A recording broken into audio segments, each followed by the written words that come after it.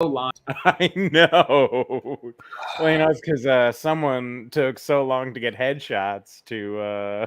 So the Wookie, what happened was, and I don't think we meant this in a bad way. The message you sent me about that, you were like, "Can you get these two?" We completely didn't think about a cast of 45, and I got them, and then honestly, one of our cast members did not give me that until they arrived on site, so it was even after my vacation. And then I was getting everything together, and I went, "We don't have the rest. Like we focused on this. We didn't focus on this." So then I go through and be like, "Do I have them?" And then I was like, "No, I don't," because they were all digital submissions. So then I had to go through every email me form I had and be like, this one, this one, this one, this one, this one, this one, this one. I'm still missing one. Hey, that's solid. And we can just do a stick figure drawing of whoever that is. That's not to say the quality of the other 80 are good, because there's a lot of screen snapping to like get them off of like PDFs or get them off of like Word resumes and try not to have them blurry. So some people go from like a headshot this big, like a headshot like this big, and I'm like, there's only so much I can do. Look, I need new headshots later this year. I'm gonna go get new headshots, and I might make one of my looks like my magician headshot. I think so. Well, I really do. If you go with a clear vision, the company that I used in Lancaster, that a lot of us have subsequently used, Shifted Focus. They're, I mean, they're reasonable and they're great for like around here. And I mean, I've had a very valid like assessment of my stuff by Josh Kahn, because back in 2020 I paid to have my website done, and then everything kind of got imploded. So I held off on it, and then it just had this existing credit with them for a very long time. So we finally did a business phone call a couple months ago, and you know, as he put it very politely, they're like great, they're good photos of me, but he felt that they didn't like really sell me as like a performer or like my type. That being said, though, they have subsequently gotten me all of my work that I've had for this year, which is past this place. So while they may not be like the best you could get, and I don't mean to disrespect them at all, I think a lot of that falls on me not having like a clear vision and just taking pretty pictures. They do still get work, even if they are just pretty. So. Nice. Yeah. Look, I remember my friend Chris Koya worked for interned. Yeah. Chris interned with a casting agency at one point in New York, and she would tell me that like the agent that she worked for knew the like headshot photographers of the area so well that if the headshot was not from one of like these three, they were like, this person doesn't take their career seriously, and tossed it in the trash. Like they didn't even review it. I revealed that when I just did a I just did an audition masterclass not too long ago, and I did that on like the opposite end, because people were asking about like the industry's like pay for play stuff, and I was like, to an extent, like I'm not a fan of it, but unfortunately it's a very big reality. And I attended a conference at an off-Broadway theater that did like the Fantastics, and technically New York's longest running play, The Perfect Crime, which does not mean that it is good, it's just the longest running off-Broadway play. And I did one of their like talkbacks with like casting directors, and even they were like, "Oh, we won't even think of like casting you unless we've seen you like upwards of 5 times." Like, so, and it's like, okay. But at the point when I retook my headshots, we were trying to go from like this to show that I had turned into this. Right. This was 2016 and was rocking it until 2022. So, and honestly, I like just now looking at that headshot from an objective casting director standpoint, the only thing that I think is wrong with it is that your shirt is the same color as the background, so you sort of start to blend in. And ironically, that's why we picked the background. They did like match pretty well. It's sad. Of the ones that I took, the ones where I'm in front of the like the orange one that I've tossed it across the room now, are my favorite. Oh, I love it. I think you look great in it. I've got some in front of a pale blue and some in front of like a gray, and I don't know. They're not my favorite. Everything else is from that run. They're all the same day, but so yeah. But no, Shifted Focus, they're great. Also, yeah, shout out to Josh Kahn for enduring. Oh yeah, strike rules. I don't know is Lee in a union? Because I know right now, nothing applies to me, except I guess technically, if I was to do drag or cosplay right now, and I wanted, like, I'm not in a union, but if it was like work that was being stunted by the strike, if I was to cosplay or do drag as it would be viewed as like, not wanting to scab. It would be viewed as like me, like, it could be wanting to get involved, could be viewed as me like crossing.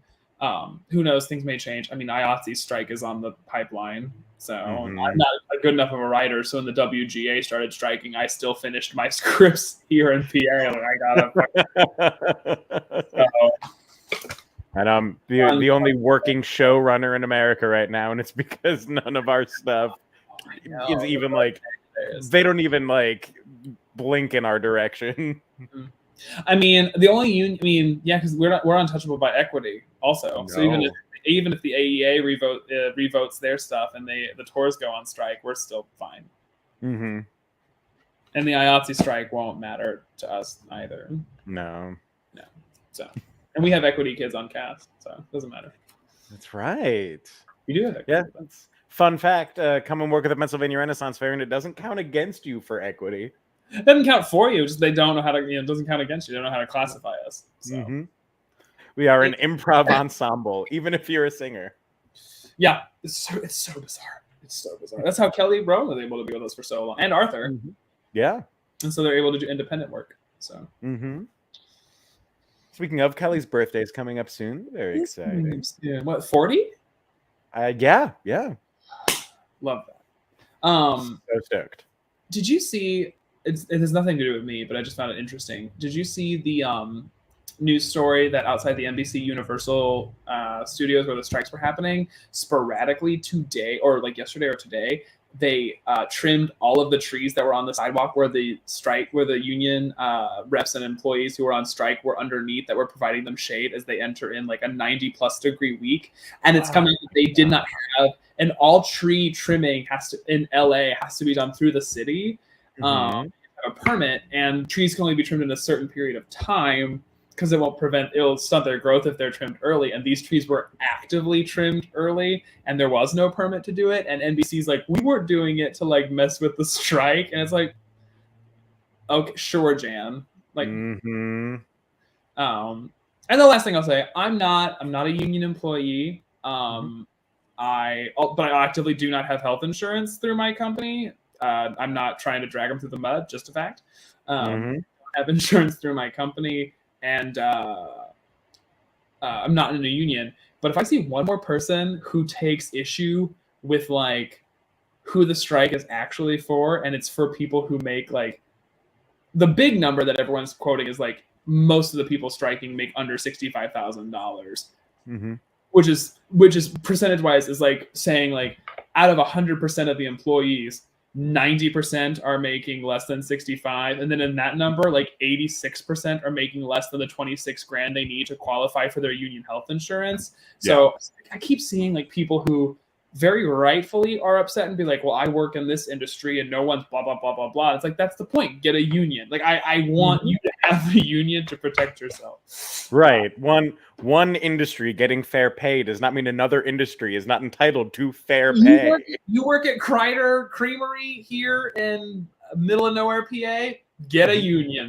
Get a Teamster. Get it. I would love that for you, because I would love it for me. But if I speak a writer for a Netflix sitcom getting fair pay is not going to impact whether or not a dairy farmer can get fair pay. Did you see that Mandy Moore shared that for This Is Us, where she plays the lead matriarch, she gets like 3 cents in residual, like 33 cents in residuals for This Is Us? Wow, I did not see that.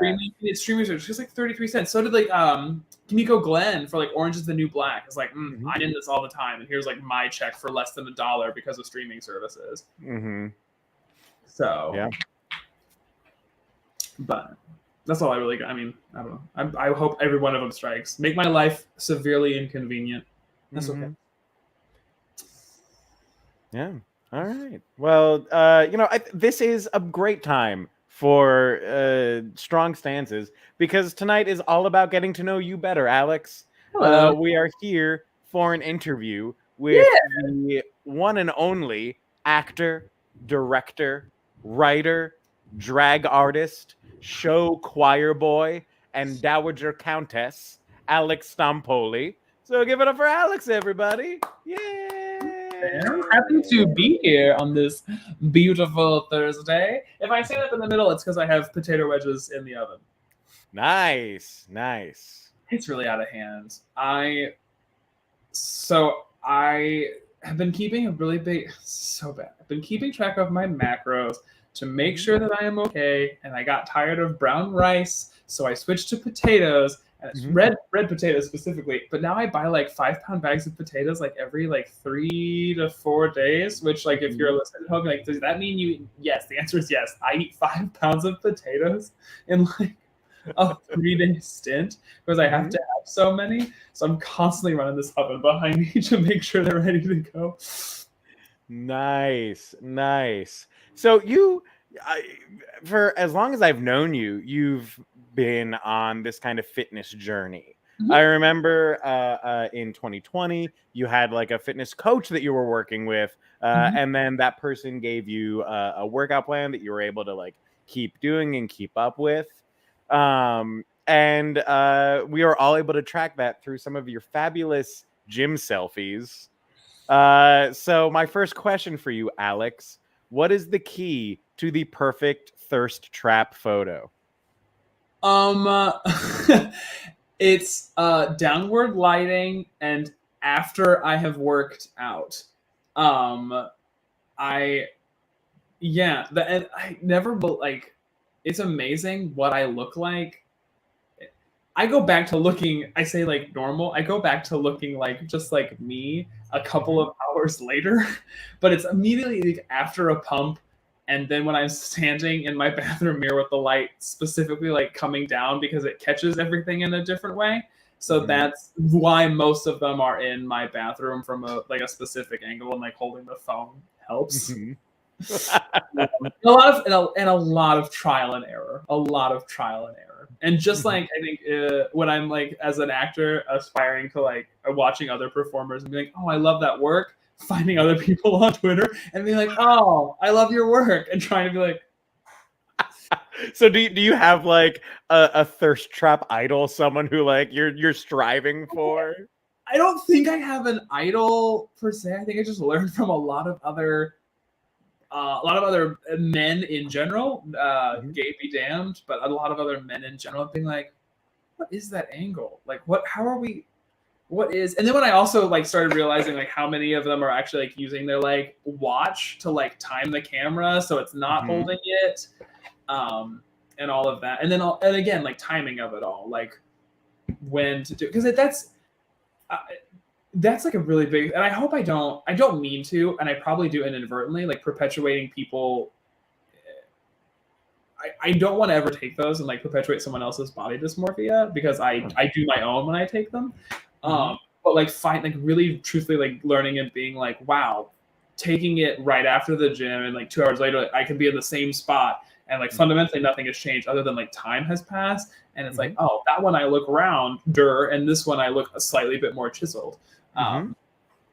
So yeah, it's very weird. It's a science, and it's fleeting. It does not last the whole day. It does not last the whole day. Even if like, yeah. And also too, I mean like tangentially, like I eat more in the thick of my fitness journey than I did when I was starting out, thinking like, oh, this is how I need to get to this point. And I'm like, oh no, never mind. I'm doing it wrong. That's not part of the question. But the thirst trap question, that I hope I answered that. No, but let's talk a little bit more about like your method. What you have found works for you. Because like I know fitness is different for everybody. What works for you may not necessarily work for me, but I've seen you reach some excellent success. And so what have you found that like you really enjoy? What's a workout that really motivates you to do it? What's a meal that you're like, this helps me hit my macros and I love eating this thing?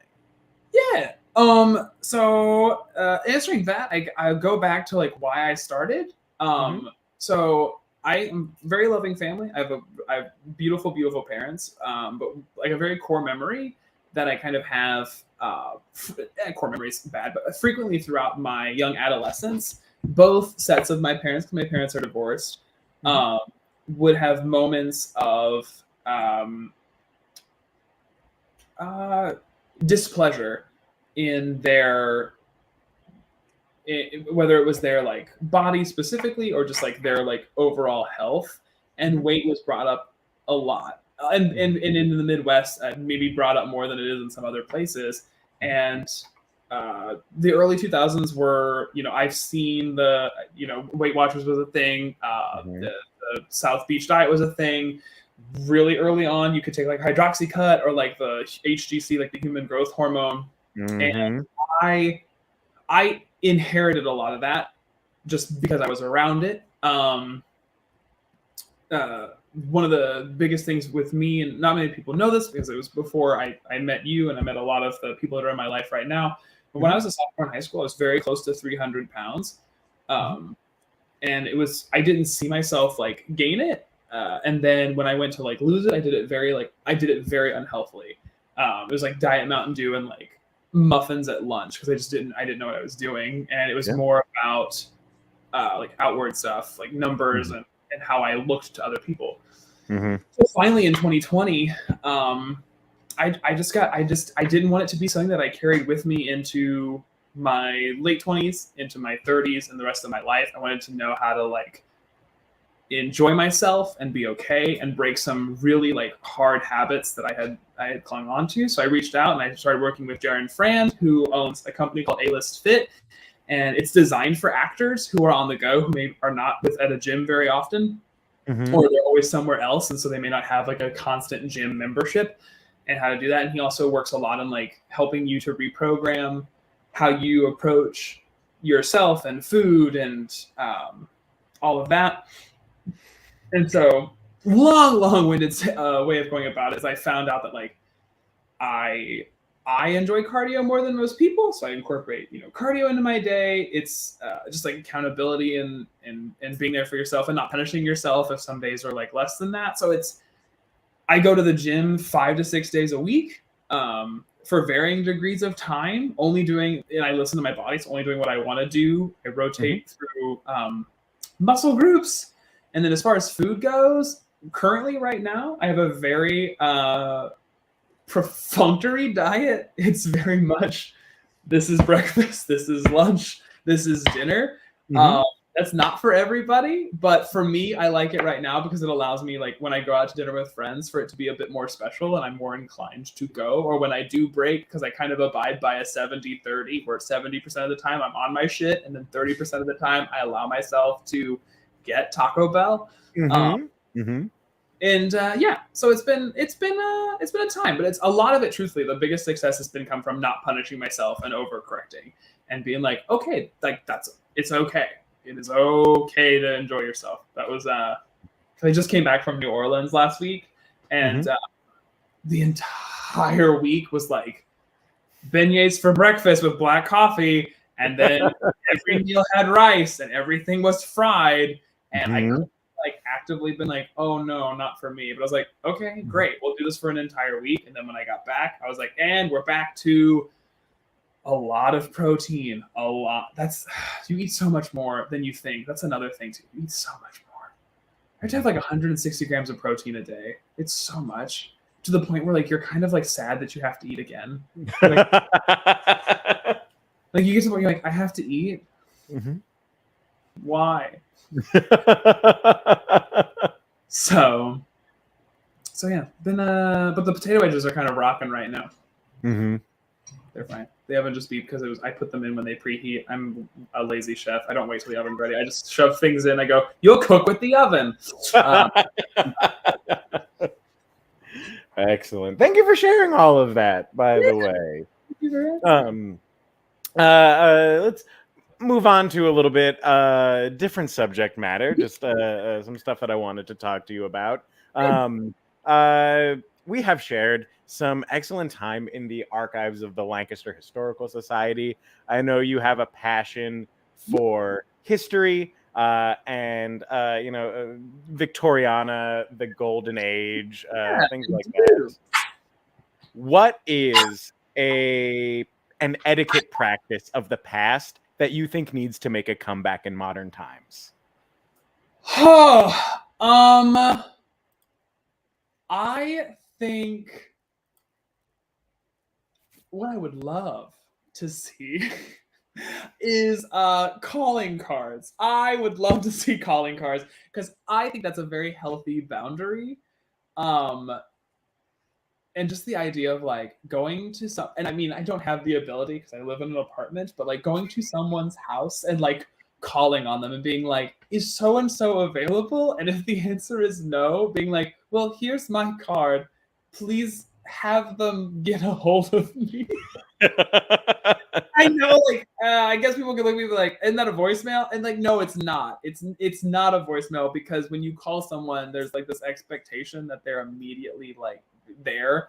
I just had the other day where someone the night before emailed me, the next day called, and now to their credit, they did not have my personal number, but still called a number that gets to me upwards of 10 times to their justification, and then still proceeded to then find me in the world. And I was like, oh, I wish not.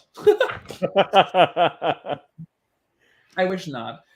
So yeah, I would love that, because I also think too with that comes a bit more like personal, like social stuff, because I think now like communication is strictly like favor based, and it's not connection based as much anymore. I think in like your circle with your friends, it's still like, hey, let's get together and let's do something. But for me, what has triggered a lot of my isolationness as a young adult, and as actually a young 30, as a precariously close to, I won't say middle age because I think I can get past 60, but just as an older adult, a lot of people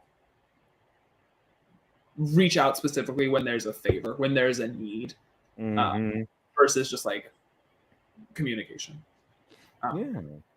So yeah, that's a lot. I'd love a tea. I'd love that. Bring back more silverware. What's the most underused piece of tableware? At this point, I think it's a salad fork. Everyone's forks are the same size. They don't know what a dessert fork is. If you were at a tea with me the other day, it was also a soup spoon, because they put out just a teaspoon and said we also serve clam chowder, and everything got weird. Oh, you weren't there. No, you weren't there that one. We did. But I did hear on a 90-degree day, we had a tea that they wanted soup and salad in addition to their hot tea. But they didn't put 2 spoons on the table. They just put 1 spoon. And then I had to be like, these people are getting ready to eat clams, and then we'll be expected to stir their Earl Grey with the same spoon? And that seemed novel. So, yeah. I say like, I want more tableware. I don't even have a kitchen table, Jeff. I have nothing. I like, the only surface is my desk, which is what we are on right now. I eat on a TV tray in the living room, like a 48-year-old divorcee. like Matilda's family, like Danny DeVito. I mean, today we didn't even break out the TV tray. I sat with plate in lap on the edge of my bed watching 911 Lone Star. So I'm not glamorous. No one ever get it confused. I pretend to have class. It's a facade. I just have the books. Look, Jules and I have a dinner table. We inherited it from our friends, the Huffs. It was Brian's family's childhood table, and we are so protective of it. We don't eat on it. Like, we will maybe eat on it if we have company, and then we'll like gather around the table. But if it's just Jules and I, we have a coffee table with a top that like extends up, and that's where we eat. I took the TV tray out of Whitehall one year after Volgamut left. So, and the desk that my computer is on right now, I found outside on the street, outside an adult bookstore on Prince, along with the chair that I'm in. So I don't know what came with it, but that's what's nearest the kitchen. That chair has seen some things. It's a good chair. Yeah, it's very nice. Good. All right. Next question for you, Alex. Mm-hmm. Since the Writers Guild is on strike, I'm sure a lot of writers are looking for professional development, and they may find that professional development by watching the IT crowd. I don't know why they would, but they might. What do you think Hollywood writers can learn from Once Upon a Time? God. If they watch the whole thing, I think what they need to learn is, I think you need to believe in your project strong enough that that the story is going to get told. I think I have a lot of first of all, I love this show. I know you do. I love the show. I love the show so much that Jeff does an exercise every year that I have had the privilege to be one of his actors. And it's a rant about like what you love so much. And for 6 years, I have ranted about Once Upon a Time. And I never really break through season 1.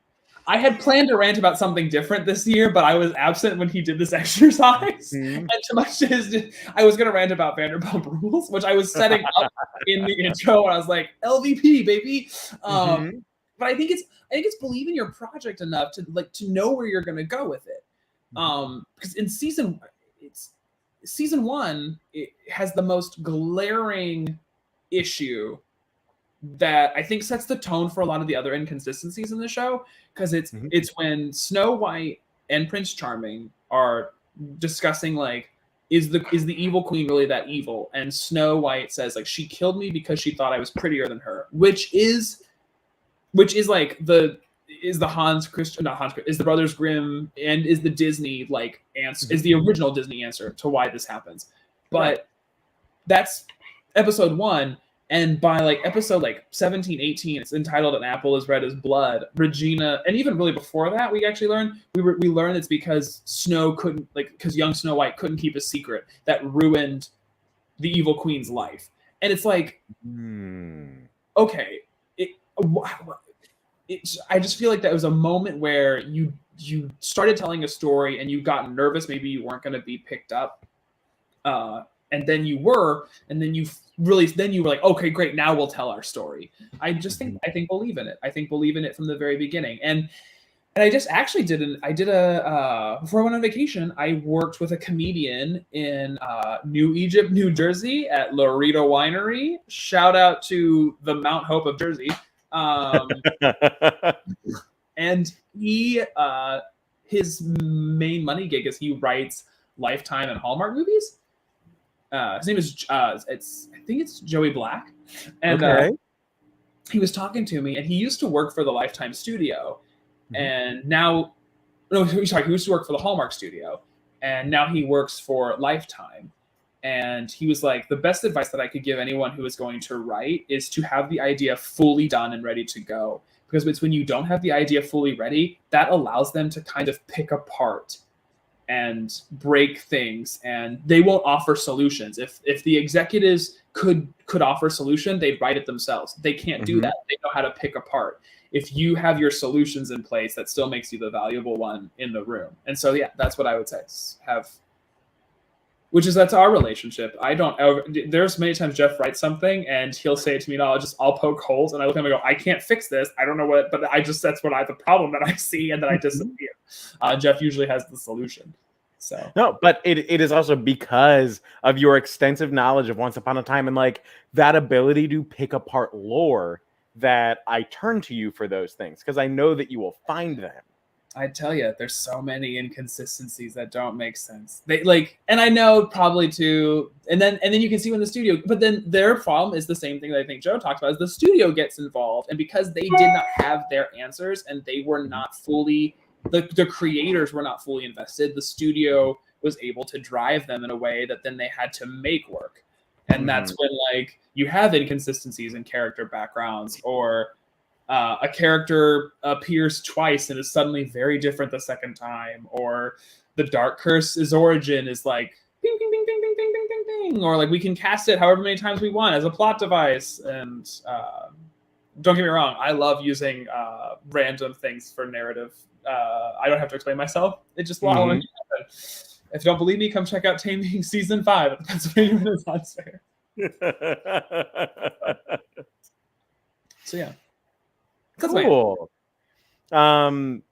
So I would imagine that maybe you have such a connection with fairy tales and things like that because of some of your theatrical background. For example, I just recently learned that you, just like our young Evelyn Gualtieri, played the page in Cinderella.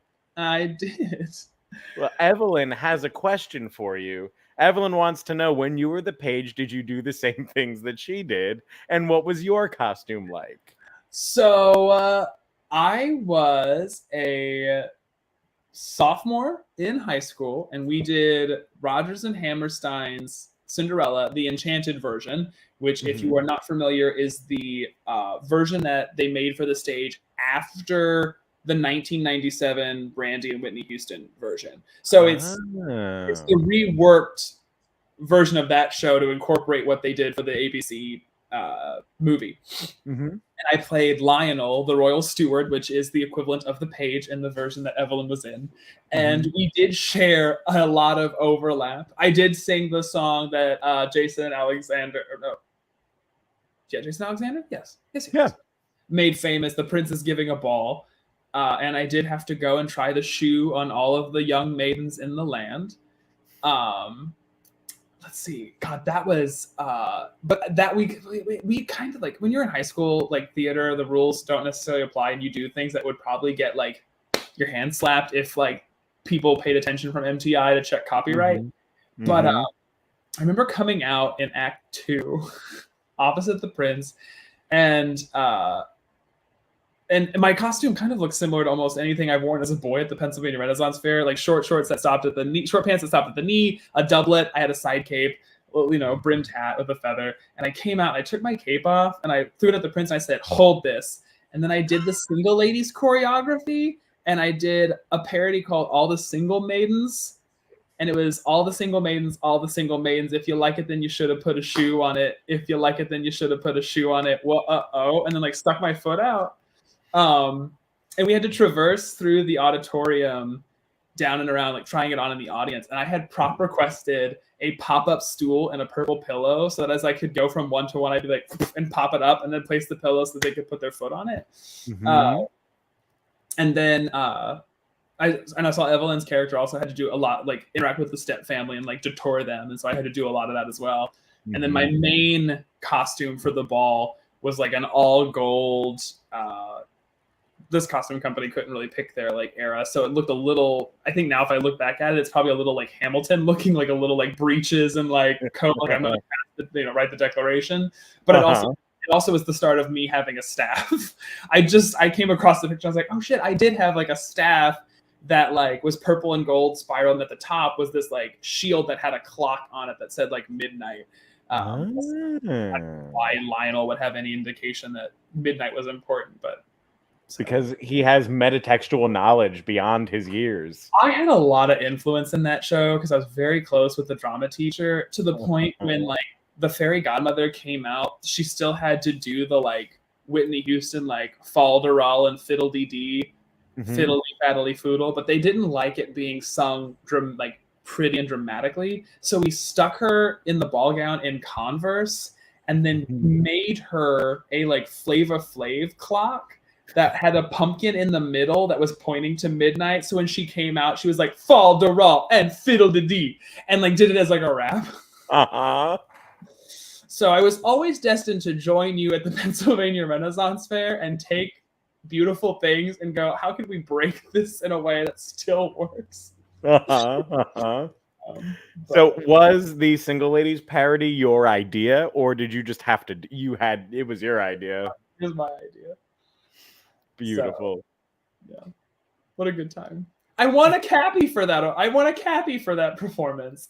Cappies are like a high school theater superlative organization, and it's every high school that's in it has like a group of students who are like critics, and the critics go and like watch, like the kids go to shows and they write their reviews, and it's really cool. It's really nice. And so then like you get nominated based on like what your peers say. And I was nominated for Best Supporting Actor in a Musical for that role, which then subsequently I won, and then that was it, folks. It was all over. I'll never have a Cappy. Because of that, you get to audition to be in their like Cappy, like all like state show, and we did the Candor Neb musical Curtains, to which I would then start my career as panicky gay director, because I played Christopher Belling, who was the uptight British director and the Curtains is beautiful. It's a murder mystery musical that takes place in the theater. You're familiar? Yes, Jules was in it when she was in high school or college. So it's fantastic. So then I was the director who's like, Jessica was part of our company and now we part company. And I'm sure you'll remember her in your thoughts and in your resumes. Like I was Christopher Belling. So again, all roads eventually point to me joining you here in Pennsylvania. Look, I get it. My career was also sealed from a high school drama competition, because that was the first time I ever directed a play, was for a one-act play competition at the Bucks County Playhouse in New Hope, Pennsylvania. And I ended up winning the Best Director award at it. And like, I beat theater teachers. I beat my drama teacher. She also brought a scene. And so that was it. I was like, okay, I'm a director now. That's it. Awesome. It's been all downhill from there. Oh, please keep talking. I'm just going to turn the oven off, because if these dry out, I'll be miserable. Yeah. Okay. Debbie wants to know if you were out when you did that. So the answer is like kind of. I don't know. This may not surprise people necessarily. I say surprise, because I have not always been the confident young man you see before you. So I came out to my friends in my junior year of high school. And then I didn't come out to my mom until after my senior year of high school, going into college. I came out to her in a Bed Bath & Beyond parking lot. Is because she complimented my bumper sticker at the time that says like support gay marriage. It was something quippy about like everyone has the right to a divorce, like something silly. And she made a comment. She's like, I love that. And I was like, oh, thanks, Mom. And then we got quiet, and I was like, Mom, you know I'm gay. And she was like, yeah, I also know we're in a Bed Bath & Beyond parking lot. So we went in and we kept on keeping on. And then I came out to my dad after my freshman year of college. We were, I had left. So my freshman year of college, I wasn't in my major. I was not a theater major. I was a BA theater studies major, and I hated it. And I left at semester to go work at Disney. And I worked for the Mouse for 8 months. And then driving back, my dad flew out to Florida to drive back with me. And I had told my mom, I was like, hey, I'm going to tell Dad, like, on the drive. And I was like, my thought process was, if I tell my father while I have him trapped in a car for 2 days, he can't get away from me if there's animosity. And I told my dad at a crab restaurant in Destin, Florida, I think called Crabs on the Beach. And we were like walking the beach, and we were like talking. and I told my dad that I was gay. And then at the exact same moment, very far down at the pier, a fireworks show went off.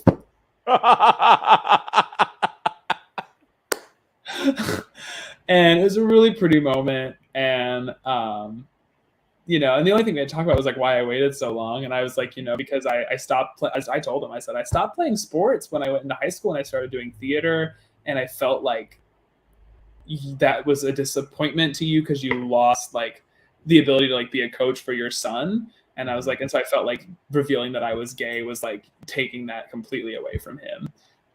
And you know, I say this like, of course, much to my brilliant like surprise and like relief, my dad was like, I love you, you know, regardless. And, you know, we've been great. And a lot of this impetus was because I was like, oh, I'm coming back to college. I'll be a sophomore. I'm going to start bringing boys home. Fun fact, I have never brought a boy home.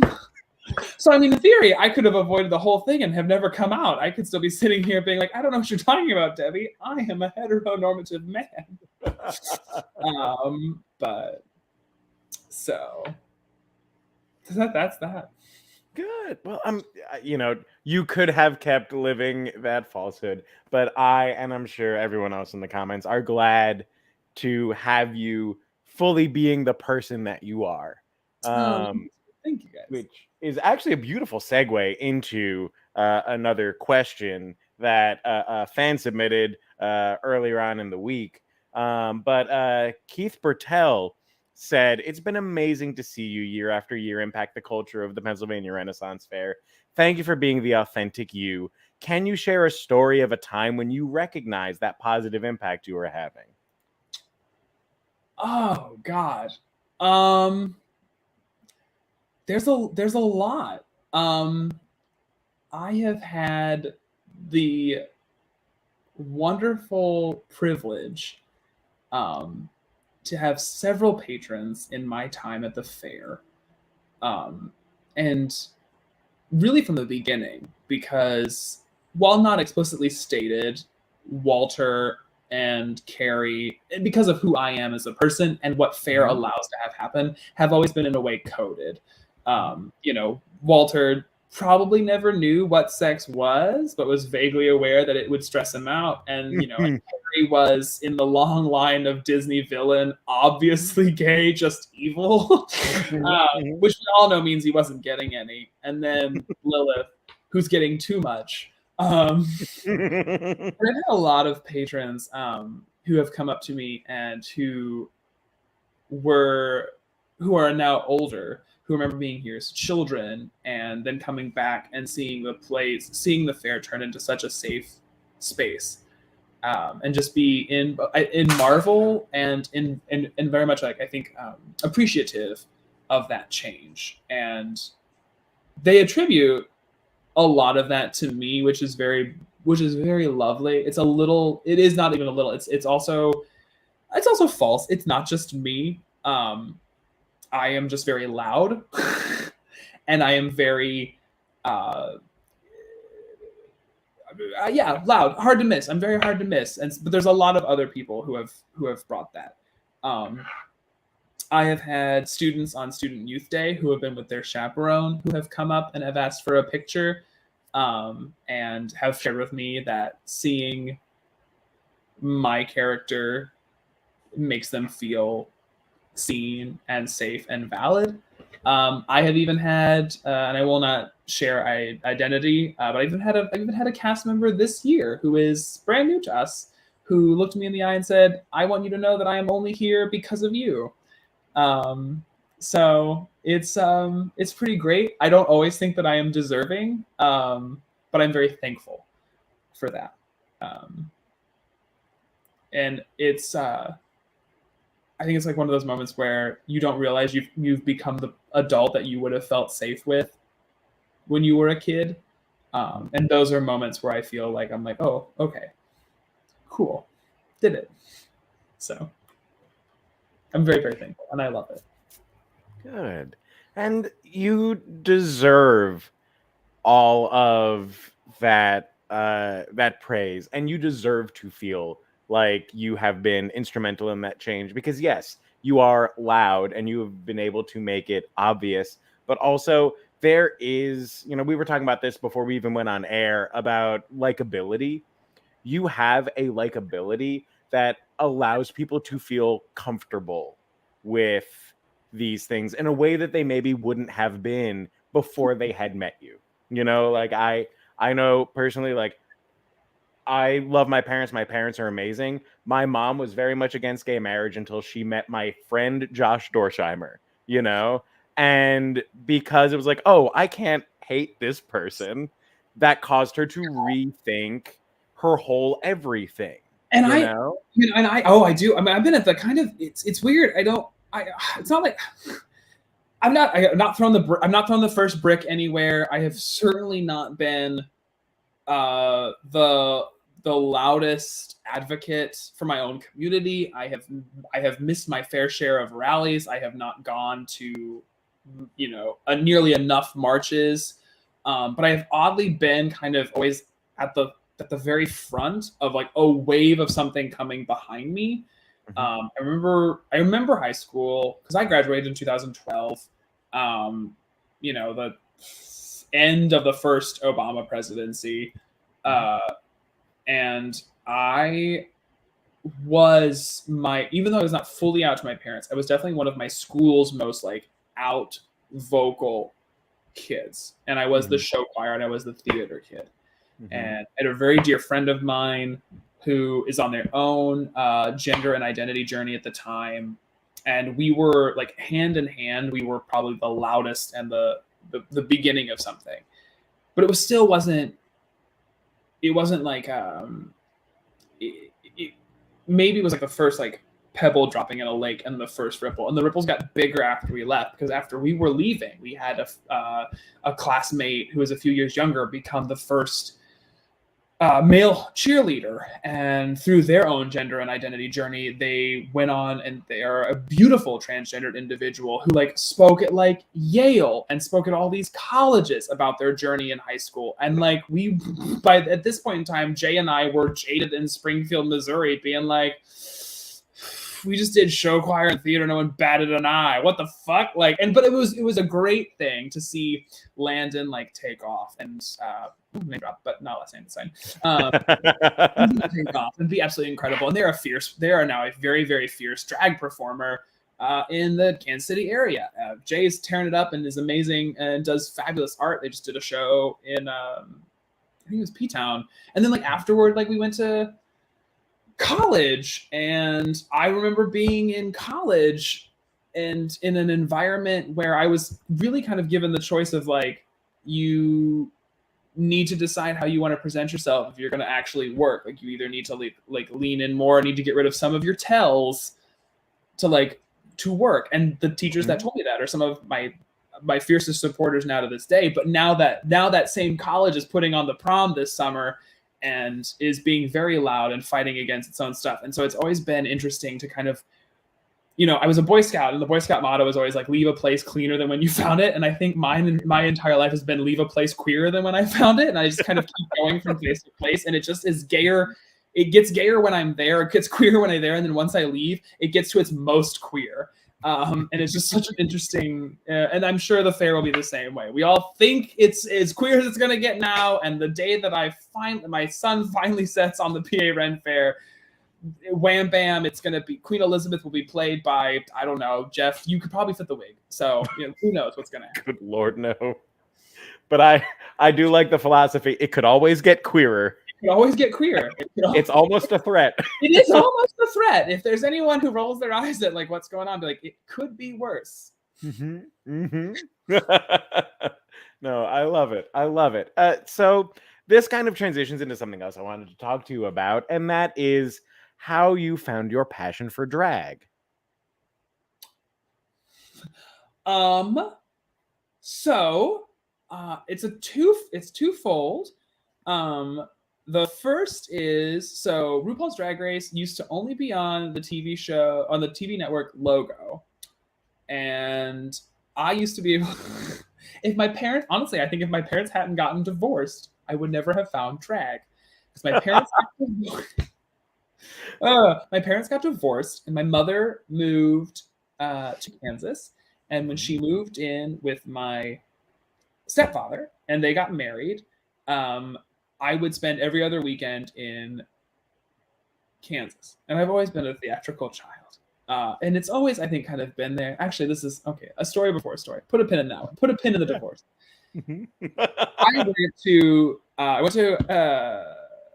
Catholic preschool, and I went to St. Teresa's Academy my first year. I had to do preschool twice because of the age thing. Like, I had to do preschool twice. I don't know if that's applicable everywhere else, but in the Midwest, like, if you're not the right age, they won't let you into kindergarten, so you just do preschool as many times as you need to. So I did twice. Both of them were Catholic, but I think like real good at preschool. I did real good. And at St. Teresa's Academy, at a parent-teacher conference, the teacher was like, Alex, go show your parents what you do during recess. And what I did every day during recess was go over to the dress-up bin and put on a like brown elastic waisted skirt, this like pink corduroy jacket, a like faux white shawl that had bright red lining, a big sun hat, and like a little like purse. And I would dress up. And I dressed up at this parent-teacher conference, and like I distinctly remember a picture being taken, like a Polaroid. And it kind of, I feel like it was the teacher's way of like looking at my parents, be like, get your house in check. So it's always kind of been there, I think, under some level. My favorite action figure growing up was like Catwoman, but very specifically a Michelle Pfeiffer 1992 Catwoman figurine. Yes. I love playing house. I have always like, there's like pictures and videos of me always like being like surrounded by my girl cousins and just being embraced in that energy. But we take all of that. We understand all of that, and we fast forward to my parents' divorce. Going over and staying at my mom's house, I didn't have a bedroom because my two stepbrothers had their own room. My sister had theirs, and I stayed in the finished basement. I always say I stayed in the basement, and a lot of people look at me weird, and I think it must be like up here in this area where people's basements are like, you know, cement and like studs, and I'm like, no, like it's another room in the Midwest. It's just the lowest room. Like, it's perfectly habitable. It does bring up images of the first Rescuers movie, you know? Yeah, with Penny in the bottom of the well. No. It was brilliant. I mean, it had a TV with a back, but like foosball, like a pool table behind me, and like I had a couch that like made a bed, and it was perfectly fine. Okay. But they had dish TV down there, so I could watch TV like late at night and all these channels. So I would watch Logo, and I would watch Queer as Folk, and I would watch RuPaul's Drag Race. And I just became fascinated and enraptured and started finding a way to express just parts of me that conventionally in society can't get expressed.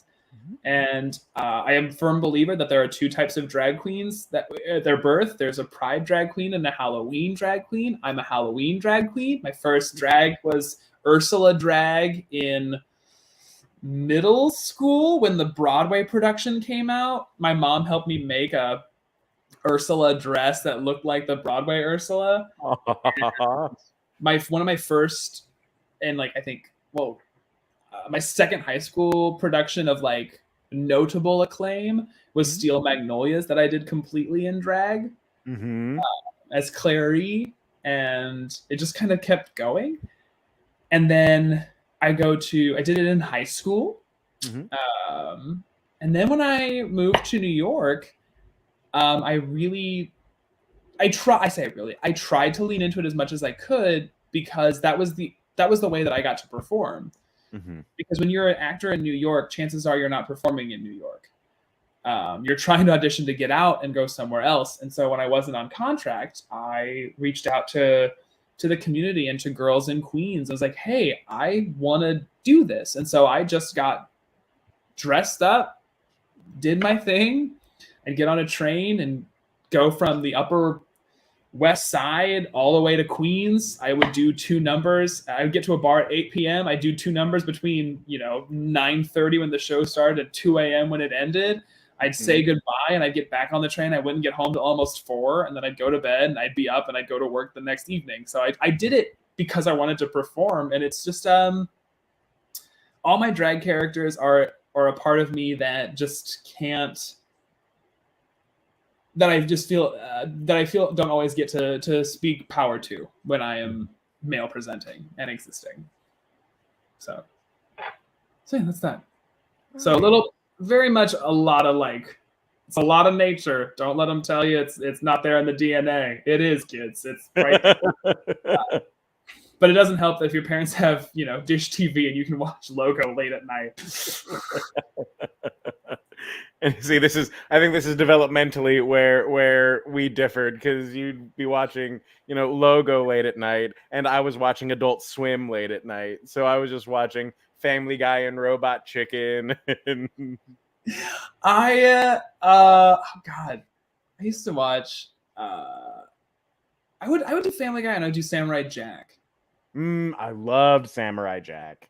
Well, that's just and like the conspiracy, not the conspiracy, but the clear animation style that like Samurai Jack takes place in the dilapidated like Townsville because it's the same like cityscape. Yes, I love that. Mm-hmm. But yeah, they're definitely Drag Race late at night, and truthfully, God, that's the other thing too. Is like try being gay in the Midwest with no like older like gay people around to like go and talk to, and just like having to kind of pick it up on your own. Like, God bless America. You're like, I'm like trying to ingest anything I can on TV to like kind of learn about myself because I don't have anyone to go to, which led to some questionable life choices. What the community is about. Debbie wants to know how you chose your drag name. So first of all, my very first drag queen was absolutely terrible. My first drag queen name was absolutely terrible, and I just simply called myself Majesty when I was in college, and what a choice, because ego takes over. Look, further destiny that you were to come work for us. Yeah, 100%. And so then I actually didn't really start doing drag in New York until after I came here. Because I moved to New York in 2016, September of 2016, auditioned in February of 2016, and was going to drag shows up until that point. Auditioned in February 2016 to come here, came here in the summer, and then I went back. Is when I came back that I started doing drag. And but in that interim, Jonathan Handley and I, because we were not friends when I first got here. I remember. Yeah, we had to have a meeting, which we both are honest about. But one musical that we bonded over was War Paint, which is this real life story about two competing cosmetic just pantheons, Helena Rubinstein and Elizabeth Arden. And that is where I took my name from. It's where I became Elizabeth Hardon, the whore behind the red door. And that's like where the shtick derived from, because it was just like this like beautiful like culmination of like manners and class, but still being a bit of a slut. And it allowed me to get away from like the housewife aesthetic, because inevitably when trying to find one's drag identity, every young queen will pick repressed housewife. It's all that we know. It's all that you see, so that's what you do first. So that's where the name came from. And I truthfully, I don't know, I've not said this out loud. Becoming Lilith at Fair has made me want to just go by Lilith in my normal drag. And Lilith Rose came from a conversation in 2020 while like waiting out everything with Dana Michike, and I was like, yeah, like the original sin is like Lilith, like Adam's first wife. And then I was like playing off of like Moira Rose. I was like, oh, like Lilith Rose. There was also a point where it was a little bit more, I think like it was Italian, like Lilith San Rose, and like I think the song was like for like sin, and then legitimately like let it boil down to like Lilith Rose. And so it doesn't like, it's not punny, but like I'm glad it's not punny. So I'm kind of precariously getting really close to a rebrand and kind of leaving Elizabeth Hardon behind and just being Lilith. Yeah. And if I do drag outside of fair, like, I drop the rose. No one needs to know, but I would just go by Lilith. I don't know. There's something about it now that I've lived in it. I live in Lilith more than I live in my normal drag persona, so I've grown attached to her very differently. Nice. So it's 9:00. That's all the time we technically have for tonight. I had a solid page additional of interview questions for you. I talked too much. I'm so sorry. No, you have nothing to apologize for. You are, I mean, everyone here knows. I don't need to say it, but I will anyway. You're a fantastic storyteller, and you're an awesome person to listen to talk, which is why I'm super excited I get to do these interviews over the next few weeks so that everyone gets to know people on the team better, because you're all such interesting people and you all bring such unique perspectives. So I mean, you know, I would love to someday hear your thoughts on things that have become cliche in drag, both in a good way and a bad way. You know, the cliches that you want to see stay and the cliches that you think need a break at some point. I mean, you and I initially bonded by talking about prestige television. We'd share our Game of Thrones fan theories and things like that. And so I had questions about television, musical theater, stuff like that. So I guess we'll have to do a part 2 someday. I will gladly come back around. And if you want to know, I have to share like how it's so funny you bring up like cliche and how like so I say cliche. This is just like where my brain is at right now. I have like 2 books on my bookshelf. Well, actually, one's in my hand. Another one's on my bookshelf. One is called "How to Be Gay," and it's not. It doesn't. It says it's like stereo instructions on like how to be a homosexual. But what it is it's an in-depth look on like why certain things resonate in the gay, specifically the gay male community, and why certain things like become like edicts and tomes. Why like gay men will look at each other and be like immediately no to like go to like the Golden Girls or Judy Garland, and like why these things have become like tentpoles, and like why and really boiling down to like a community that lost a generation has to rely more on these pop cultural things that like bridge the gap. Very fascinating book. It's taken me a very, very long time to read it, but I was just in. I'm very excited about this one because I did not think I could find. I guess I should have known, but I did not think someone was out there to bring 2 of my brilliant things in my life together, and I'm excited to read them. I was in a bookstore in the French Quarter, and I was just like humming through, like, man, blah, blah, blah. It wasn't even the right bookstore that I meant to find. I meant to go to one that I'd been there in January, but I found this one. I was like going through, and I go to the LGBTQ section because I made a promise to myself this year to read more queer literature. We're doing really well. Every book that I have read since I started this, which was Pride Month, has been gay, which means they have all subsequently been very sad. God, talk about kill your darlings. My God, my people just need one solid book where they both live in the end.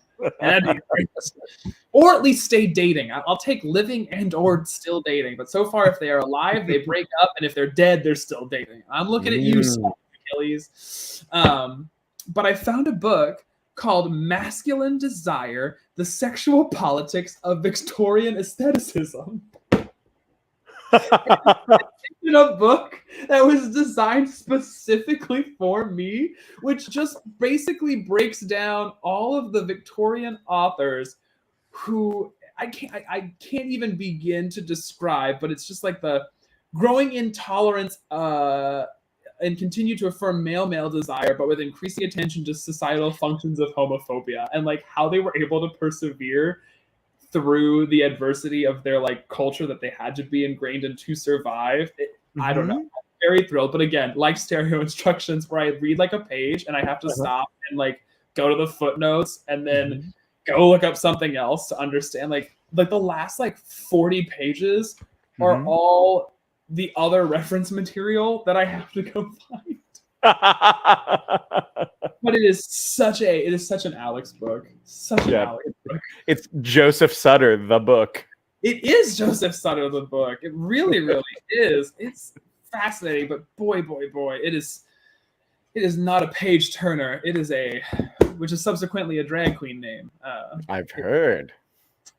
So nice. Sorry. Well, Thank you again, Alex, and thank you everyone who tuned in.